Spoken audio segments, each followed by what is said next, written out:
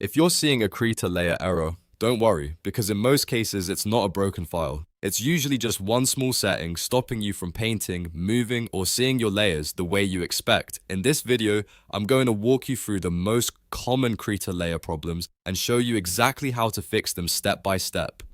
And if this tutorial helps you, make sure to hit like and subscribe for more quick Krita tips and software tutorials. Let's start with the most common issue. The layer is visible, but you can't paint on it.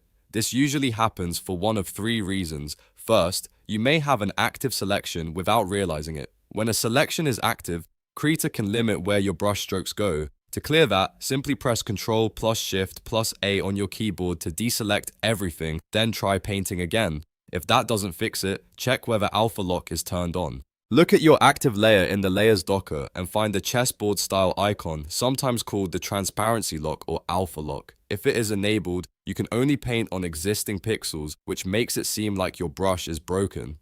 Click that icon to turn it off, then test your brush again. The next thing to check is whether you're on the wrong type of layer. In Krita, not every layer was meant for painting. If you're trying to paint on a vector layer, a group layer, or an adjustment layer, your brush won't behave normally. The easiest solution is to create a fresh paint layer. Click the plus icon in the Layers panel and choose a new paint layer. Then make sure that layer is selected before you start drawing. Now let's move to color problems, because sometimes the layer is working, but the colors look completely wrong. One very common cause is an accidental blending mode change. If you scroll your mouse wheel while hovering over the layer stack, Krita can sometimes switch the blend mode without you noticing. That can make your layer look too dark, washed out, or even invisible. To fix it, click the layer and look at the blending mode drop down. Set it back to normal and see if the colors return to normal. If your layers are inside a group, check the blending mode of the parent group as well. A group layer can override the appearance of every layer inside it.